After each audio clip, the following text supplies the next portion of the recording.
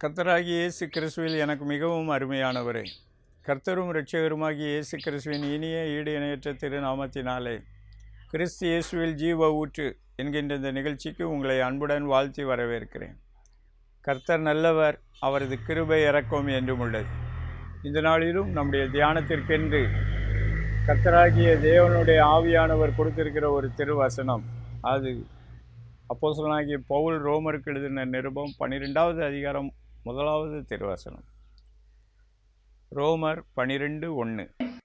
அப்படி இருக்க சகோதரரே, நீங்கள் உங்கள் சரீரங்களை பரிசுத்தமும் தேவனுக்கு பிரியமுமான ஜீவ பலியாக ஒப்புக் கொடுக்க வேண்டும் என்று தேவனுடைய இரக்கங்களை முன்னிட்டு உங்களை வேண்டிக் கொள்ளுகிறேன்.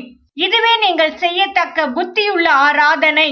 பிரியமானவர்கள், இந்த திருவசனத்திலே கர்த்தருடைய ஆவியானவர் நாம் ஜீவனுள்ள தேவனாகிய கர்த்தருக்கு முன்பதாக எப்படி ஒரு புத்தியுள்ள ஆராதனையை ஏறெடுக்க வேண்டும் என்று சொல்லி மிக அருமையாக குறிப்பிடுகிறார்.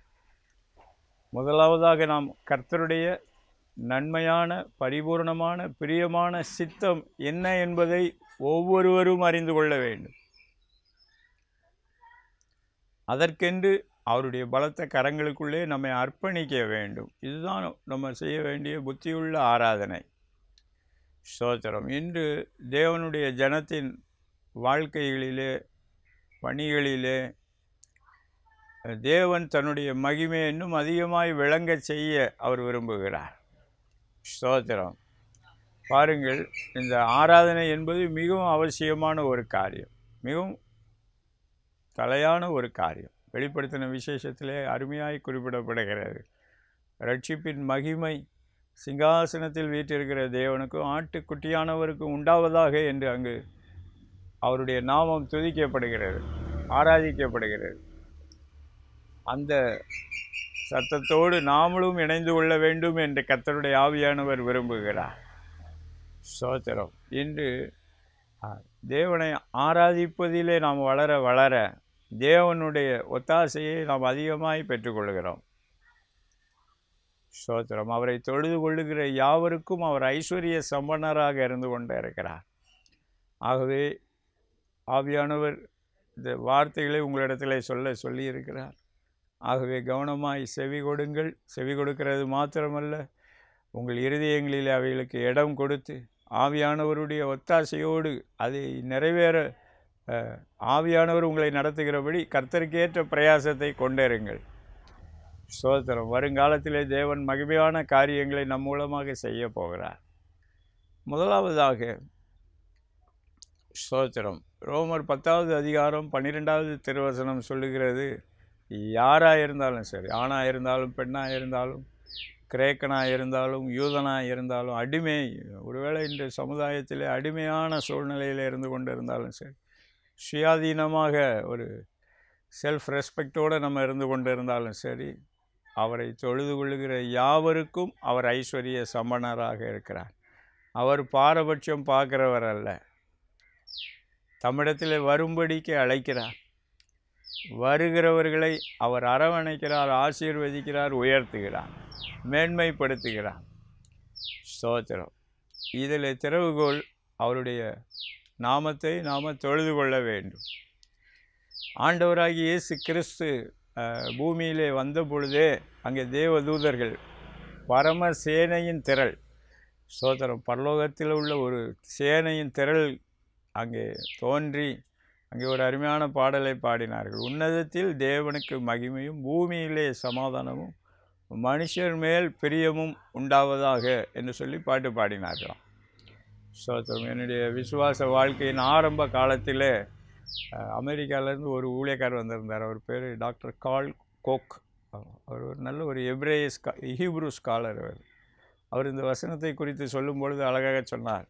ஸ்தோத்திரம். ஆண்டவராகிய இயேசு கிறிஸ்து பிறந்திருக்கிறார். இவரை அறிகிற அறிவிலே நாம் வளர்ந்து பெருகும் பொழுது அங்கே உன்னதத்தில் தேவனுக்கு மகிமை உண்டாகிறது, பூமியிலே சமாதானம் உண்டாகிறது, மனுஷர் மேல் பிரியமும் உண்டாகிறது. பாருங்கள், ஆண்டவராகிய இயேசு கிறிஸ்துவையும் பிதாவாகிய தேவனையும் அறிந்து கொள்ளும் பொழுது, அறிவதிலே நாம் வளர்ந்து கொண்டு இருக்கும் பொழுது அங்கே தேவனுடைய நாமம் மகிமைப்படுகிறது. பூமியிலே உண்மையான சமாதானம் வருகிறது. ஸ்தோத்திரம். மனுஷர் மேல் பிரியமும் உண்டாகிறது. ஸ்தோத்திரம். இன்னைக்கு கர்த்தர் எசேக்கியேல் தீர்க்கதரிசியின் மூலமாக எசேக்கியேல் 13 இஸ்ரவேலின் தீர்க்கதரிசிகளை கடிந்து கொள்கிறார். சமாதானம் சமாதானம் சொல்கிறீங்க நீங்கள், ஆனால் உண்மையான சமாதானம் அங்கே வரமாட்டேங்குது அப்படின்னு ஆண்டவரே கடிந்து கொள்கிறார். ஸ்தோத்திரம். இன்று குடும்பங்களுக்குள்ளே சமாதானத்தை பிசாசு கெடுக்க முயற்சி பண்ணுகிறான். வேலை ஸ்தலம் தொழில்களிலே சமாதானத்தை கெடுக்க முயற்சி பண்ணுகிறான். சொத்து சுதந்திரங்களிலே ஸ்தோத்திரம். இன்றைக்கி பார்த்தீங்கன்னா வழக்காடு மன்றங்களிலே வழக்குகள். சில நேரம் விசுவாச மக்களே வந்து சொல்லியிருக்கிறாங்க, பிரதர் இந்த வழக்கு வருடக்கணக்கில் போய்கிட்டு இருக்கு, ஜெபம் பண்ணுங்க என்று சொல்வார்கள். ஸ்தோத்திரம். இதனால் இப்படிப்பட்டதான பிரச்சனைகள் வருகிறது, கொஞ்சம் யோசனை பண்ணி பார்ப்போம். ஸ்தோத்திரம். இன்று ஆண்டவராகிய இயேசு கிறிஸ்துவின் பிறப்பை கொண்டாடுகிறோம், உயிர்த்தெழுதலை கொண்டாடுகிறோம். ஆவியானவர் நம்முடைய வாழ்க்கையிலே செயல்படுகிறாரா? ஸ்தோத்திரம். கர்த்தர் ஒவ்வொருவருக்கென்றும் கர்த்தர் வைத்திருக்கிற ஸ்தாபனங்கள், குடும்ப ஸ்தாபனம், தொழில் ஸ்தாபனம், சொத்து சுதந்திரங்கள், ஊழிய தரிசனம், இவைகளிலே கர்த்தருடைய சித்தத்திற்கு நம்ம முதல்ல கர்த்தருடைய சித்தத்தை அறிந்திருக்கிறோமா? ஸ்தோத்திரம். யோசனை பண்ணி பார்ப்போம். இந்த வசனத்தில் ஆவியானவர் அதைத்தான் திரும்ப திரும்ப சொல்லுகிறார். நீங்கள் கர்த்தர் உங்கள் மேலே வச்சிருக்கிற சித்தத்தை நீங்கள் புரிந்து கொள்ள வேண்டும். ஆண்டவராகி இயேசு கிறிஸ்து கெத்செமனே தோட்டத்திலே கூட அந்த சித்தத்தை நிறைவேற்றுகிறதை விட்டு கொடுக்கவில்லை. அது மரணமாக இருந்தாலும் சரி, கொடூரமான மரணமாக இருந்தாலும் சரி, அதுக்கு பிதாவாகிய தேவனுடைய சித்தத்திற்கு தன்னை அர்ப்பணித்தார். பிதாவே, இந்த பாத்திரம் என்னை விட்டு நீங்க கூடுமானால் நீங்கட்டும், ஆனாலும் என்னுடைய சித்தத்தின்படி அல்ல, உம்முடைய சித்தத்தின்படியே ஆக கடவது என்று அழுத்தம் திருத்தமாக அதை சொல்லி பிதாவின் கைகளில் அவர் தன்னை அர்ப்பணித்தார். ஆவியானவர் அதே நேரத்தில் இந்த ரோமர் 12:1 உங்களுக்கு எனக்கு என்ன சொல்லுகிறார்? அங்கே கர்த்தருடைய நன்மையும் பிரியமும் பரிபூரணமான சித்தம். பாருங்கள், அது நன்மையான சித்தம். நீங்கள் அதுக்கு கீழ்ப்படிஞ்சிங்கன்னா அது உங்களுக்கு கர்த்தருக்கு முன்னாடி அது நினைவு கூறப்படும். ஸ்தோத்திரம். நன்மையும் பிரியமும் பரிபூரணமான சித்தம் இன்னது என்பதை அறிந்து கொள்ள வேண்டும். அதுக்குன்னு கர்த்தருடைய கையில் அர்ப்பணிக்க வேண்டும். இன்னைக்கு மக்களுடைய கண்ணோட்டம், ஸ்தோத்திரம், உலக கண்ணோட்டத்திலேயே ஓடிக்கிட்டு இருக்கிறாங்க பெரும்பாலான மக்கள். ஸ்தோத்திரம். அப்போஸ்தலன் இன்னொரு இடத்துல குறிப்பிடுகிறார், இந்த பிரபஞ்சத்தின் தேவனானவன் அவர்களுடைய கண்களை குருடாக்கி வைத்திருக்கிறான் என்று குறிப்பிடுகிறார். ஸ்தோத்திரம். இன்று பூமிக்குரிய நன்மைகள் சுதந்திரங்கள் நமக்கு தேவைதான், ஆனால் அவைகளுக்கு அதிக முக்கியத்துவம் கொடுத்து ஜீவனுள்ள தேவனாகிய கர்த்தரை விட்டு விலகக்கூடியமான துணிகரம் என்று காணப்படுகிறது. இன்று குடும்ப வாழ்க்கை கர்த்தருடைய கரத்தினால் ஏற்படுத்தப்படுகிறதா? தொழில் வாழ்க்கை கர்த்தருடைய கரத்தினால் ஏற்படுத்தப்படுகிறதா? வேலை வாய்ப்புகள் கர்த்தருடைய கரத்தினால் உருவாக்கப்படுகிறதா? சொத்து சுதந்திரங்கள் கர்த்தருடைய கரத்தினால் நமக்கு கிடைக்கிறதா? யோசனை பண்ணி பார்ப்போம். ஸ்தோத்திரம். இல்லை என்றால் இன்றைக்கு ஆண்டவரே எனக்கு உம்முடைய வெளிச்சத்தை தாரும், கிருபையை தாரும், இரக்கத்தை தாரும் என்று கெஞ்சுவோம். பிரியமானவர்களே, இதிலே நம்முடைய ஆவி ஆத்தும சரீரம் கர்த்தருக்கு முன்பதாக குற்றமற்றதாக காணப்பட வேண்டும். நம்முடைய சரீரம் இந்த விஷயத்திலே கர்த்தருக்கு முன்பதாக ஜீவ பலியாக ஒப்பு கொடுக்க வேண்டும் என்று அங்கே ஆவியானவர் அப்போஸ்தலன் மூலமாக தேவனுடைய இரக்கங்களை முன்னிட்டு நான் உங்களை வேண்டிக் கொள்கிறேன் என்று குறிப்பிடுகிறார். பாருங்கள், தேவனுடைய இரக்கங்களை நமக்கு கொடுக்கிறார், கிருபையை கொடுக்கிறார், இரக்கங்களை கொடுக்கிறார். அந்த ரெண்டுக்குமே வித்தியாசம் இருக்கிறது, மறந்து விடக்கூடாது. கிருபையை ஆண்டவர் தகுதியில்லாத நமக்கு கொடுக்கிறார் கிறிஸ்து இயேசுவின் மூலமாக. அந்த கிருபையின் ஊற்று நமக்காக உண்மையான மனஸ்தாபத்தோடு அவரிடத்தில் கிட்டி சேரும்போது அந்த கிருபாதார பலியிலிருந்து அவர் நமக்காக பரிந்து பேசுகிறார். அதன் மூலமாக நாம் சுத்திகரிக்கப்படுகிறோம், பரிசுத்தமாக்கப்படுகிறோம். ஸ்தோத்திரம். இரக்கம் என்பது எபிரேயர் 4வது அதிகாரம் 14வது வசனத்தில் குறிப்பிடப்பட்டிருக்கிறது. அங்கே கிருபாசன தண்டையிலே இரக்கத்தை பெற்றுக்கொள்ள சகாயம் செய்யும் கிருபையை பற்றி கொண்டு அந்த கிருபாசன தண்டையிலே கிட்டி சேர கடவோம் என்று எழுதப்பட்டிருக்கிறது. பாருங்கள், தமிழ் வேதாகமத்தில் கிருபாசனம் என்று போடப்பட்டிருக்கும், ஆங்கிலத்தில் seat of mercy, mercy seat என்று குறிப்பிடப்பட்டிருக்கிறது. கிருபை இந்த பூமிக்கு வந்துவிட்டது ஆண்டவராகிய இயேசு கிறிஸ்துவின் மூலமாக. யோவான் 1வது அதிகாரத்தில் குறிப்பிடப்படுகிறது, கிருபையின் சத்தியமும் கிறிஸ்து இயேசுவினால் இந்த பூமிக்கு வந்துவிட்டது. இன்று நாம் அவரை விசுவாசிக்கும் போது பிதாவாகிய தேவனிடத்திலிருந்து அந்த கிருபையின் ஐஸ்வர்யத்திற்கு நாம் பங்குள்ளவர்களாக மாறுகிறோம். தொடர்ந்து நாம் அவரிடத்தில் இரக்கங்களுக்காக ஜெபிக்க வேண்டும், கிறிஸ்து இயேசுவோடு ஜெபிக்க வேண்டும். அது ரொம்ப அவசியம். 14:3 ஆவியானவர் சொல்லி வைத்திருக்கிறார், திக்கற்றவன் உம்மிடத்திலே இரக்கம் பெறுகிறான். ஸ்தோத்திரம். இன்று ஆண்டவராக இயேசு கிறிஸ்து குறிப்பிட்டார், நான் உங்களை திக்கற்றவர்களாக விடேன், நான் உங்களிடத்தில் வருவேன் என்று குறிப்பிட்டார். இன்று ஒவ்வொரு விசுவாசியோடும் ஆண்டவராகிய இயேசு கிறிஸ்து பிரத்யட்சமாக வெளிப்படுகிறார். ஸ்தோத்திரம். சமீபத்தில் ஒரு ஊழியக்காரர் அவர் அருமையாக குறிப்பிட்டார். ஸ்தோத்திரம். 2 பேர் என் நாமத்தினாலே எங்கே ஒருமனப்பட்டு கூடி இருக்கிறீர்களோ, ஸ்தோத்திரம், எந்த காரியத்தை குறித்தாகிலும் நீங்கள் வேண்டிக் கொள்ளுகிற காரியத்திலே ஒருமனப்பட்டு ஜெபிக்கும் பொழுது அது பரலோகத்தில் இருக்கிற பிதாவினால் உண்டாகும் என்று குறிப்பிடுகிறார். அதை கிரேக்க மூல பாஷையில் என்ன போடப்பட்டிருக்கிறது என்றால், என்னுடைய நாமத்திற்குள்ளே, ஆண்டவராகிய இயேசு கிறிஸ்துவின் நாமத்திற்குள்ளே நாம் ஒருமனப்பட்டு கூடி வரும்போது அங்கே தேவன் வெளிப்படுகிறார், ஆண்டவராகிய இயேசு கிறிஸ்து வெளிப்படுகிறார். இது உண்மையான அனுபவம். நீங்கள் முயற்சி பண்ணுங்கள் இன்னையிலிருந்து. ஸ்தோத்திரம். 2 பேர் ஒருமனப்பட்டு கர்த்தருடைய நாமத்தினாலே, அது வீடாக இருக்கலாம், ஊழியங்களாக இருக்கலாம், கர்த்தருடைய சபையாக இருக்கலாம், கர்த்தருடைய நாமத்தினாலே ஒருமனப்பட்டு ஆண்டவராகிய இயேசு கிறிஸ்துவின் நாமத்திற்குள்ளே நீங்கள் வரும்போது அங்கே தேவனுடைய கரம் வெளிப்பட ஆரம்பிக்கிறது. ஸ்தோத்திரம். நம்முடைய ஜெபங்களுக்கு பரலோகத்தின் தேவன் நல்ல பதில்களை நமக்கு கொடுக்கிறார். கர்த்தருக்கு ஸ்தோத்திரம். தேவனுக்கே மகிமை உண்டாகட்டும். கிருபையை பெற்றுக்கொள்கிறோம். ஆண்டவராகிய இயேசு கிறிஸ்து நம்மோடு இருக்கிறார்.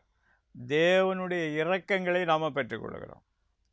வாழ்க்கையின் அனைத்து பகுதிகளிலும் பெற்றுக்கொள்கிறோம். குடும்ப வாழ்க்கையில் பெற்றுக்கொள்கிறோம், தொழில் வேலை வாய்ப்புகளில் பெற்றுக்கொள்கிறோம், சொத்து சுதந்திரங்களில் பெற்றுக்கொள்கிறோம்.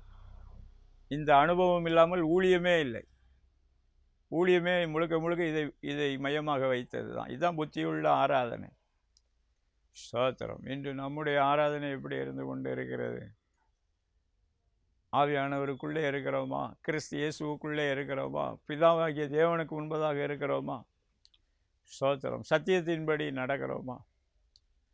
2 யோவானில் அப்போஸ்தலன் அழகாக குறிப்பிடுகிறார், அம்மாளே, நீயும் உன் பிள்ளைகளும் சத்தியத்தில் நடக்கிறீர்கள் என்பதை பார்க்கலும் எனக்கு வேறு சந்தோஷம் இல்லை என்று குறிப்பிடுகிறார்.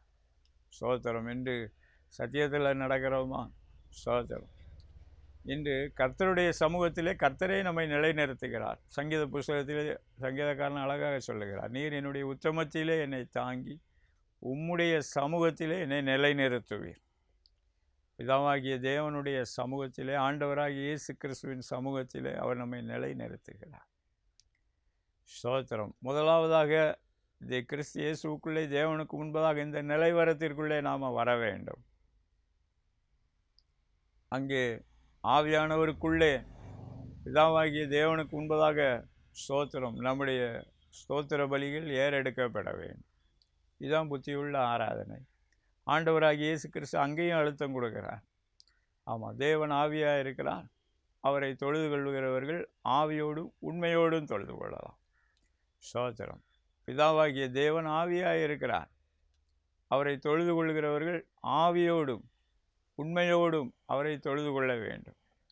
அப்போது சில இடங்களில் ஆவின்னு எனக்கு ஆரம்ப நாட்களில் கேள்வி இருந்தது. ஆவினா அது சில ஆங்கில மொழிபெயர்ப்புகளிலே ஸ்மால் எஸ் போட்டுக்கிறார்கள். ஸ்தோத்திரம். அப்போ அது எதை குறிக்கிறது என்றால், ஒரு மனிதன் ரட்சிக்கப்பட்டு பரிசுத்த ஆவியானவரால் ஆட்கொள்ளப்பட்டு இருக்க வேண்டும். ஸ்தோத்திரம். சில இடங்களிலே ஆவியானவருடைய தனித்தன்மையை காண்பிப்பதற்காக ஆங்கில வேதாகமத்திலே கேபிட்டல் எஸ் போட்டிருக்கிறார்கள். ஆனால் இந்த இடத்திலே ஸ்மால் எஸ் தான் போட்டிருக்கிறார்கள். ஸ்தோத்திரம். அது எதை குறிக்கிறது என்றால், ரட்சிக்கப்பட்டு ஒரு மனிதனுடைய ஆவி கர்த்தருடைய ஆவியோடு இசைந்து இருக்க வேண்டும், சூழ்ந்து கொள்ளப்பட்டிருக்க வேண்டும். ஆவியானவர் சொல்கிறார், கர்த்தரோடு இசைந்திருக்கிறவன் அவரோடு ஒரே ஆவியாய் இருக்கிறான். அவனுடைய ஆவி ஒன்றாகிவிட்டது கர்த்தரோடு. ஸ்தோத்திரம். ஆவியோடும் உண்மையோடும் ஆராதிக்க வேண்டும். ஸ்தோத்திரம். அப்படி ஆராதிக்கும் பொழுது அவர் இஸ்ரவேலின் துதிகளின் மத்தியிலே வாசம் பண்ணுகிறவர் இறங்கி வருகிறார். பிரியமானவர்களே, ஸ்தோத்திரம். சில நேரங்களிலே நம்ம கர்த்தருடைய சமூகம் பிரசன்னம் என்று சொல்லி ஒரு சின்ன திருப்தியை வைத்துக் கொள்கிறோம், சுய திருப்தியை வைத்துக் கொள்கிறோம். ஸ்தோத்திரம். கர்த்தருடைய மகிமை ஸ்தோத்திரம் காணக்கூடிய விதத்திலே ஸ்தோத்திரம் இஸ்ரவேல் மக்களுக்கு நடுவில் வெளிப்பட்டது. ஷெக்கினா க்ளோரி வெளிப்பட்டது, கபோத் க்ளோரி வெளிப்பட்டது. இந்த அனுபவத்தை ஆண்டவராகிய இயேசு கிறிஸ்துவின் மூலமாக புதிய ஏற்பாட்டு திருச்சபைக்கு கர்த்தர் கொடுக்கிறார். ஸ்தோத்திரம். அதை புரிந்து கொள்ள வேண்டும். அங்கே இன்னொரு காரியமும் குறிப்பிடப்படுகிறது. ஜீவபலி என்றால் எதை குறிக்கிறது? பழைய ஏற்பாட்டு காலத்திலே மிருகங்களை கொன்று பலி செலுத்தினார்கள். புதிய ஏற்பாட்டிலே ஸ்தோத்திரம் நாம் கிறிஸ்து இயேசுவோடு சிலுவையில் அறையப்பட்டிருக்கிறோம். பழைய மனுஷன் சிலுவையில் அறையப்பட்டு விட்டான். ஸோ நம்ம பழைய மனுஷன் மரித்து போய்விட்டான். இப்பொழுது கிறிஸ்து இயேசுவின் புண்ணியத்தினாலே நாம் மறுபடியும் பிறந்திருக்கிறோம். ஸ்தோத்திரம். அது மாத்திரமில்லை, உயிருள்ள பலியாக இருக்கிறோம். ஸ்தோத்திரம். எப்படி பழைய ஏற்பாட்டிலே மிருகங்கள் கொன்று பலியிடப்பட்டதோ, புதிய ஏற்பாட்டிலே உயிருள்ள பலியாக இருக்கிறோம். ஸ்தோத்திரம். ஒரு பக்கம் நம்ம சிலுவையில் கலாத்தியர் நிருபத்தில் அப்படி எழுதப்பட்டிருக்கிறது. ஸ்தோத்திரம். அவரால் எனக்கு உலகம் சிலுவையில் அறையப்பட்டிருக்கிறது, நானும் உலகத்திற்கு சிலுவையில் அறையப்பட்டிருக்கிறேன். சிலுவையிலே மரித்த ஒரு நிலைமை நமக்குள்ளே காணப்பட வேண்டும். Dead to the sinful nature of the flesh. மாம்சத்தின் பாவ சுபாவம் சிலுவையில் அறையப்பட்டு விட்டது. ஸ்தோத்திரம். இனி நான் அல்ல, it is not I but Christ லிவத் in me. கிறிஸ்துவானவர் மகிமையின் ரகசியமாக எனக்குள் இருப்பதே அந்த நம்பிக்கை என்று பக்தன் அழகாக குறிப்பிடுகிறான். ஸ்தோத்திரம். முதல்ல இந்த அனுபவத்துக்குள்ளே வரணும். ரெண்டாவது, வந்த பிறகு உயிருள்ள பலியாக கர்த்தருடைய சமூகத்திலே நிற்கிறவனாக இருக்க வேண்டும். ஊழியக்காரர்கள் மாத்திரமல்ல, விசுவாசிகளும் நிற்க வேண்டும், மூப்பர்களும் நிற்க வேண்டும். அதுதான் ஆண்டவர் விரும்புகிறார் இந்த இடத்துல. ஸ்தோத்திரம். ஒரு குறிப்பிட்ட இடத்துல மாத்திரமல்ல. ஸ்தோத்திரம். உங்கள் லைஃப்பில் அனைத்து பகுதிகளிலும் கர்த்தருக்காக நிற்கிறவர்களாக நீங்கள் இருக்க வேணும் என்று சொல்லி ஆவியானவர் விரும்புகிறார். ஸ்தோத்திரம். அடுத்தபடியாக ஸ்தோத்திரம், ஆண்டவருக்காக நிற்கிறோம், ரைட்டு. இதில் எதுக்காக அப்படி நம்ம நிற்கிறோம்? அதாவது சில மூத்த ஊழியர்கள் சொல்கிறாங்க, இந்த ரோமருக்கு எழுதின நிருபம் 12வது அதிகாரம், அந்த காலத்தில் இந்த சாப்டர்ஸ் வசனங்கள்லாம் பிரிக்கப்படலை. ஸோ இந்த வசனத்துக்கு முந்தின வசனம், அதாவது 11வது அதிகாரம் 36வது வசனத்தை சேர்ந்து வாசிங்க, உங்களுக்கு இன்னும் நல்லா புரியும். நாம் எல்லாரும் அவராலும் அவர் மூலமாகவும் அவருக்காகவும் நாம் இருக்கிறோம். ஸ்தோத்திரம். இன்று ஆண்டவராகிய இயேசு கிறிஸ்துவை ஏற்றுக்கொள்ளும் போது ஒவ்வொரு மனுஷனும் மனுஷியும் அவங்க தனக்காக வாழப்படாது. ஸ்தோத்திரம். தனக்காக வாழ்கிறதுனா சில அடிப்படை காரியங்கள் இருக்குது. ஏன்னா இப்போ பவுல் அப்போஸ்தலன் பிலிப்பியருக்கு எழுதின நிருபத்தில் சொல்கிறார், அவனவன் தனக்கானவைகளையே அல்ல பிறருக்கானவைகளையும் நோக்குவானாக. நம்ம சில விஷயங்கள் நம்ம சரீரத்தை கர்த்தருக்குள்ளே நடத்துறதுக்கு நம்ம கோஆப்ரேஷன் அவசியம். ஸ்தோத்திரம். அதில் நம்ம பகுதி மீகர் பார்ட், அற்ப பிரயோஜனம். மாம்ச முயற்சி அற்ப பிரயோஜனம். கர்த்தர் நமக்கு கொஞ்சம் சில சரீர சுகபலன் ஆரோக்கியத்தை நமக்கு கொடுக்குறாங்க. கர்த்தருக்கு ஸ்தோத்திரம், தேவனுக்கே மகிமை. ஆனால் இன்று பாரம்பரிய கிறிஸ்தவ சபைகளில் இந்த பாட்டு பாடுவாங்க அழகா, நீ உனக்கு சொந்தமல்லவே நிமலன் கிறிஸ்து இயேசுநாதர்க்கே நீ சொந்தம் என்று சொல். இன்று நம்முடைய ஆவி ஆத்தும சரீரம் மீட்கப்பட்ட ஒரு சரீரம், ஆவி ஆத்தும சரீரம். அதை மறந்து விடக்கூடாது. அடுத்து இது எதற்காக இந்த சரீரமும் ஆவியும் ஆத்துமாவும் இருக்கிறது என்றால், ஸ்தோத்திரம், அங்கே இந்த இது உருவாக்கப்பட்டதே அவர் மூலமாக தான் உருவாக்கப்பட்டிருக்குது. அவராலும் அவர் மூலமாகவும் அவருக்காகவும் உருவாக்கப்பட்ட இதை நீங்கள் குறித்து வைத்து கொள்ளுங்க. ஸ்தோத்திரம். இதை ஹார்ட்டில் இன்றைக்கி ஆவியானவர் எழுதுறதுக்கு விட்டு கொடுத்த பிறகு இதை டெய்லி தியானித்து ஜெபம் பண்ணுங்க. ஸ்தோத்திரம். இன்றைக்கி ஊழியத்திலேயும் இன்றைக்கி கர்த்தருடைய மகிமை வெளிப்பட வேண்டும், கர்த்தருடைய அக்கினி வெளிப்பட வேண்டும், அற்புத அதிசய அடையாளங்கள் ஊழியங்கள்லேயும் அந்த வாஞ்ச தாகம் ஏற்பட்டுருச்சு. நான் பார்க்குறேன் பாரம்பரிய சபைகளிலே ஊழியர்களுக்குள்ளே அந்த தாகம் வந்துருச்சு. அந்த காலத்தில் எலியா அக்கினியை இறங்க பண்ணினார், எலிசா அற்புதங்களை செய்தான். இன்று நம்ம வாழ்க்கையிலும் அது நடக்கணுமே என்று வாஞ்ச வந்துருச்சு நிறைய பேருக்கு. தனி ஜெபத்தில் நிறைய பேர் ஜெபம் பண்ண ஆரம்பிச்சிட்டாங்க, ஊழியர்களும் ஜெபம் பண்ண ஆரம்பிச்சிட்டாங்க, சபைகள்லேயும் ஜெபம் பண்ண ஆரம்பிச்சிட்டாங்க. தேவனும் தன்னுடைய மகிமையை, வல்லமையை, மகத்துவத்தை விளங்க பண்ண அவரும் வாஞ்சியாக தான் இருந்துகிட்டு இருக்கிறாங்க. ஆனால் இதில் அடிப்படை இந்த ரோமர் 12:1 11:36 மறந்துடக்கூடாது. ஆமாம், அவர் வல்லமையை எதுக்காக இறங்க பண்ணுறாருன்னா அதுக்காக தான் இறங்க பண்ணுறார். எலியா அக்கினியை இறங்க பண்ணுறது எதுக்காகனா ஜனங்கள் கர்த்தரே தேவன் என்று அறிந்து கொள்ள வேண்டும் என்பதற்காக மாத்திரமே மாத்திரமே மாத்திரமே. சீர்கெட்டு போன இஸ்ரவேல் மக்கள் தேவனாகிய கர்த்தரிடத்திலே திரும்ப வேண்டும் என்பதற்காக மாத்திரமே மாத்திரமே மாத்திரமே. வேறு ஏதோ ஃபிலிம் காட்டுறதோ ஷோ காட்டுறதோ கிடையாது. அதை புரிந்து கொள்ளணும். மற்றவங்களுக்கு அது ஒரு பிரமாண்டமான காட்சியை பார்க்குற மாதிரி இருக்கும். ஆனால் அதனுடைய தாற்பயம் முழுக்க முழுக்க அதற்காக மாத்திரமே இருக்கிறது. அதை நம்ம புரிந்து கொள்ள வேண்டும். இன்றைக்கி நமக்கு கொஞ்சம் ஒரு கோஷ்டியை சேர்க்கணும். ஆமாம், நம்ம மார்க்கத்தான ஒரு குரூப்பை மாற்றணும் அப்படின்னு சொல்லி இன்றைக்கி சில பேருக்கு துடிக்கிறாங்க. அது இயேசுநாதர் அந்த காலத்திலே சொல்லிட்டாங்க, ஒருவனை உன் மார்க்கத்துக்கு உள்ளாக்கணும்னு சொல்லிட்டு நீ என்னெல்லாமோ செய்கிற, ஆனால் அவன் உன் பக்கத்தில் வந்த பிறகு அவனை முன்னை விட அதிகமாக கேடாக்கி விட்டுற அப்படின்னு சொல்லி குறிப்பிடுகிறார். ஸ்தோத்திரம். உன் பக்கத்தில் வந்துட்டான்னா அவன் ரொம்ப மோசமாக போயிடுறான். நீ குருடனுக்கு வழிகாட்டுற குருடனாக நீ இருக்கிற அப்படின்னு சொல்லி சொல்கிறார். ஸ்தோத்திரம். இன்றைக்கி ரட்சிப்பின் கிருபையை பெற்றுக்கொண்ட பிறகு கூட ஜனங்கள் இன்றைக்கி நிறைய பேர் சோதனைகளையும் கண்ணிகளையும் மாட்டுக்கிறாங்க. இன்றைக்கி ஆவியானவர் அவர்களோடு வாஞ்சியாக இருக்கிறார், கர்த்தர் அவங்க மேலே வாஞ்சியாக இருக்கிறார். ஆனால் கர்த்தர் அவங்கள மீட் பண்ணுறதுக்கு விடுறது கிடையாது. ஆமாம், இதை கேட்டுக்கொண்டு இருக்கிற அன்பான ஜனமே, நீங்கள் கர்த்தருக்குள்ளே சுதாரித்து கொள்ளுங்கள். அன்பான ஊழியர்களே, நீங்கள் கர்த்தருக்குள்ளே சுதாரித்து கொள்ளுங்கள். ஆராதனை என்பது ஒவ்வொரு விசுவாசிக்கும் உரியது. நீங்கள் கர்த்தருக்குள்ளே சுதாரித்து ஜாக்கிரதையாக இருந்து தனிப்பட்ட விதத்திலே கர்த்தருக்கு முன்பதாக அந்த ஆவிக்குரிய கடமையை சரியாய் செய்து கொண்டு வர பழகுங்கள். தேவன் உங்கள் மேல் பிரியம் வைப்பார், உங்கள் சிறையிருப்பை மாற்றுவார். ஸ்தோத்திரம். உங்கள் வாழ்க்கையில் அவருடைய திட்டத்தை மகிமையாய் நிறைவேற்றுவார். கர்த்தருக்கு ஸ்தோத்திரம். தேவனுக்கே மகிமை உண்டாகட்டும். ஸ்தோத்திரம். இன்று விசுவாச வாழ்க்கையில் வந்த பிறகும் ஸ்தோத்திரம், ஆவியானவர் அன்பாக எச்சரிக்கிறார். நாய் தன் கக்கினதை திரும்புறது போல மூடத்தனமும் மறுபடியும் தன் மதியனத்துக்கு போகிறான் என்று ஆவியானவர் எச்சரிக்கிறார். ஸ்தோத்திரம். இன்று விசுவாச வாழ்க்கையில் வரும்போது கர்த்தரை நம்பி தேவனையே அண்டிக் கொள்ள வேண்டும், அவரையே அண்டிக் கொள்ள வேண்டும்.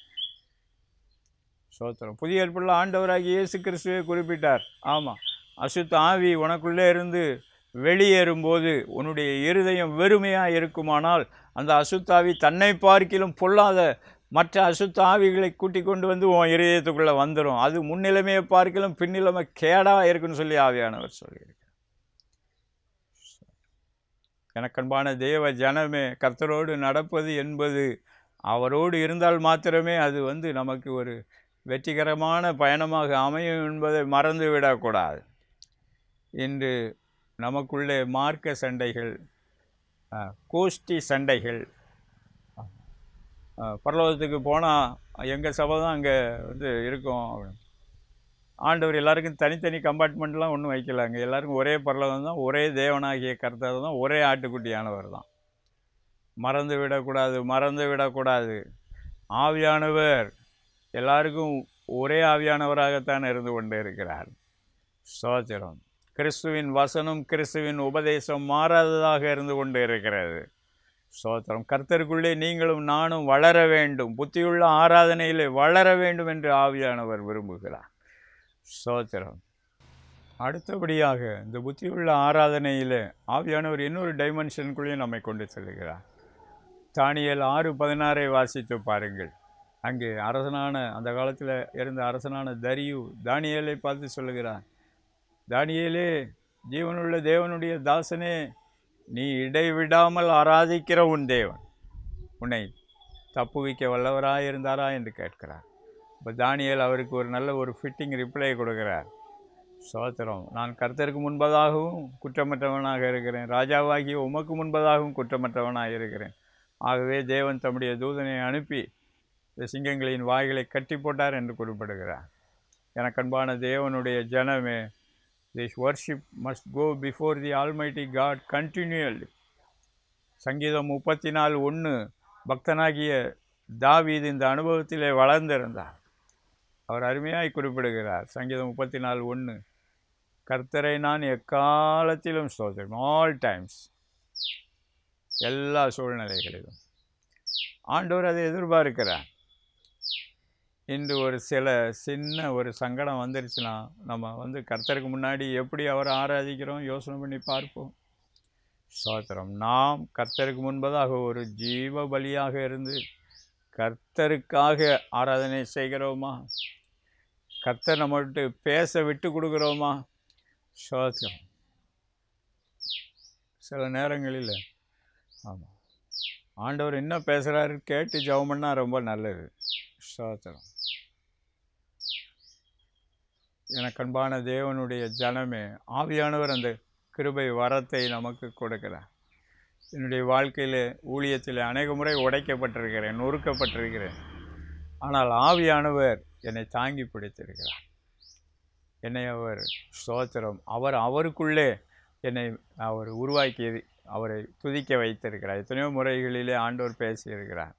நீ இந்த சூழ்நிலையில் கர்த்தரை நோக்கி பார், துதி, ஆராதனை செய் என்று சொல்லி ஆவியானவர் என்னோடு கூட இருந்து என்னை பலப்படுத்தி இருக்கிறார். அவரை ஆராதிக்கும் போது ஸ்தோத்திரம், தேவன் நம் நடுவிலே வெளிப்படுகிறார். அவருடைய வார்த்தைகளை அனுப்புகிறார். அவருடைய சித்தத்தை புரிந்து கொள்ள அவர் நமக்கு உதவி செய்கிறார்.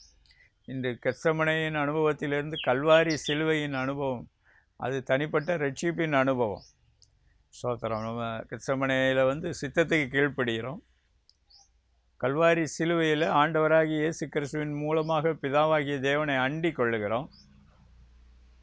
அவரை அண்டி கொண்ட பிறகு இந்த புத்தியுள்ள ஆராதனையில் நிலைத்திருக்கும் போது, அவருக்காக நாம் வாழும்போது, அவருக்காக அவருக்குடைய கரத்தின் கிரியைகளுக்கு நம்ம வெட்டு கொடுக்கும்போது, அவர் நம்ம வாழ்க்கையில் ஒவ்வொருவருக்கென்றும் தேவன் வைத்திருக்கிற பிரத்யேக திட்டத்தின்படி, ஒவ்வொருவருக்கென்றும் கர்த்தர் வைத்திருக்கிற ஸ்தாபனங்களில் அவருடைய திட்டத்தின்படி அவருடைய கரம் நம்மை வழி நடத்துகிறது, செயல்பட வைக்கிறது, அவர் பயன்படுத்துகிறார். பிரியமானவர்களே, ஸ்தோத்திரம். மத்தேயு 6:33 அவருடைய ராஜ்யத்துக்கும் அவருடைய நீதிக்கும் இடம் கொடுக்க வேண்டும்.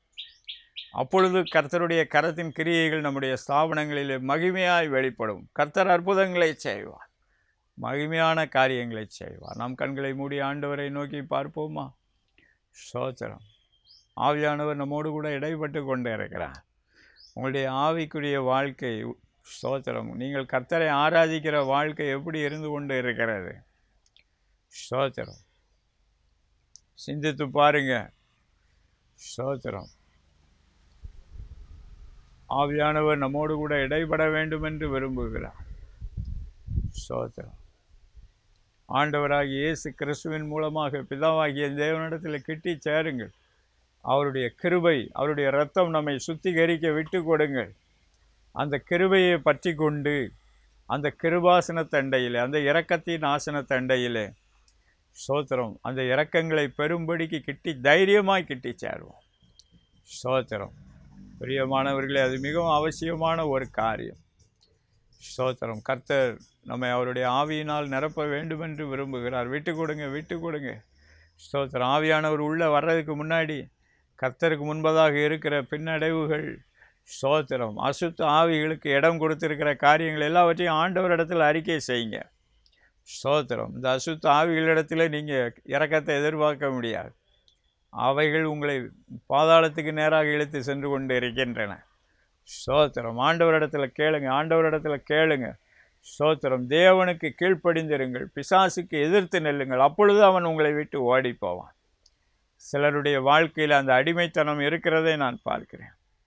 ஆண்டவராகிய இயேசு கிறிஸ்துவின் நாமத்தினாலே அந்த அடிமைத்தனத்தை கொண்டு வருகிற அசுத்த ஆவிகள் கடிந்து கொள்ளப்படுவதாக. ஆண்டவராகிய இயேசு கிறிஸ்துவின் நாமத்தினால் அவள் விலகி போவதாக. உங்கள் ரத்தம் தெளிக்கப்படட்டும், உங்கள் அபிஷேகம் இறங்கி வரட்டும். குமாரன் உங்களை விடுதலை ஆக்கினால் மெய்யாகவே விடுதலை ஆவீர்கள் என்று சொன்னபடியா. ஆவியானவர் எங்கேயோ அங்கு விடுதலையும் உண்டு என்று சொன்னபடியா. கர்த்தருடைய ஆவியானவர் இப்பொழுதே ஒவ்வொருவரையும் நிரப்புவீராக, அபிஷேகத்தினால் நிரப்புவீராக. ஆண்டவரே, அது மாத்திரமல்ல, இந்த ரோமர் 12:1 படியாக உம்முடைய சித்தத்தை அனைத்து பகுதிகளிலும் புரிந்து கொண்டு ஒரு ஜீவ பலியாக உமக்கென்று நல்ல சுகந்த வாசனையை எழுப்புகிற ஜீவ பலியாக இருக்கும்படிக்கு ஒவ்வொருவருக்கும் அனுக்கிரகம் செய்வீராக. அது மாத்திரமல்ல, நாங்கள் உம்மாலேயும் மூலமாகவும் உமக்காகவும் சிருஷ்டிக்கப்பட்டிருக்கிறோம். ஸ்தோத்திரம். அதை புரிந்து கொண்டு உமக்காக வாழ உதவி செய்வீராக. உம்முடைய கரத்தின் கிரியைகள் ஒவ்வொருவருடைய வாழ்க்கையிலும் வெளிப்படட்டும். உம்மை இடைவிடாமல் ஆராதிக்க கர்த்தர் கிருபை வரத்தை கொடுப்பீராக. ஒடுங்கின ஆவிக்கு பதிலாக துதியின் ஆடையை கொடுக்கிற கர்த்தர் ஒவ்வொருவருக்கும் கொடுப்பீராக ஆண்டவர். எஸ், ஹல்லேலூயா. ஆண்டவர் அப்படியே செய்து கொண்டு இருக்கிறார். துதிங்க. உங்களுடைய துதிகள் கர்த்தருக்கு முன்பதாக சுகந்த பலியாக, வாசனை தரக்கூடிய சுகந்த பலியாக எழும்பிக் கொண்டு இருக்கிறது என்று ஆவியானவர் சொல்கிறார். சேனைகளின் கர்த்தர் உங்கள் எல்லைகளிலே உலாவ போகிறார். ஸ்தோத்திரம். ஒரு சிலரை கர்த்தருடைய கரம் பற்றி பிடிக்கிறது. தானியேல் காரியம் ஜெயமாக இருந்தது. அதே போல் தேவனாகிய கர்த்தர் உங்களுக்கு ஜெய வாழ்க்கையை கொடுக்கிறார். அது மாத்திரமல்ல, கர்த்தர் உங்களுக்கு கொடுத்திருக்கிற ஸ்தாபனங்களிலும் ஒரு ஜெயத்தின் வாழ்க்கையை கொடுக்கிறார். ஸ்தோத்திரம். ஜெயத்தின் அக்னி இறங்குகிறது. கர்த்தருக்கு பிரியமில்லாத காரியங்கள், ஏற்புடையதல்லாத, தகுதியில்லாத, ஈனத்தனமான காரியங்கள் எல்லாம் விலகி போகிறது என்று ஆவியானவர் சொல்கிறார். கர்த்தருடைய அனுக்கிரகம் இறங்குகிறது, தேவனுடைய இரக்கங்கள் இறங்குகிறது, தயவு இரக்கம் இறங்குகிறது என்று ஆவியானவர் சொல்கிறார். ஆண்டவரே, ஒவ்வொருவருக்கென்றும் நீர் முன்குறித்து வைத்திருக்கிற மகிமையான அற்புதங்கள் இப்பொழுதே நடைபெறட்டும். சரீரங்களிலே நல்ல சுகபலன் ஆரோக்கியம் உண்டாகட்டும். வாழ்க்கை, ஸ்தாபனங்கள், ஊழியங்களிலே கர்த்தருடைய ஜெயம் பரிபூரணப்படட்டும். முற்றிலும் ஜெயம் கொள்ள பண்ணுவீராக. ஆசீர்வதித்து காத்துக்கொள்வீராக. ஸ்தோத்திரம். ஆண்டவர் அப்படியே செய்கிறார். தேவனே, உமக்கே சகல துதி கன மகிமையால் எடுக்கிறோம். கிறிஸ்தேசுவின் நாமத்தினால் பிதாவே, ஆமென். பிரியமானவர்களே, கர்த்தராகிய தேவன் உங்களை ஆசீர்வதிப்பாராக.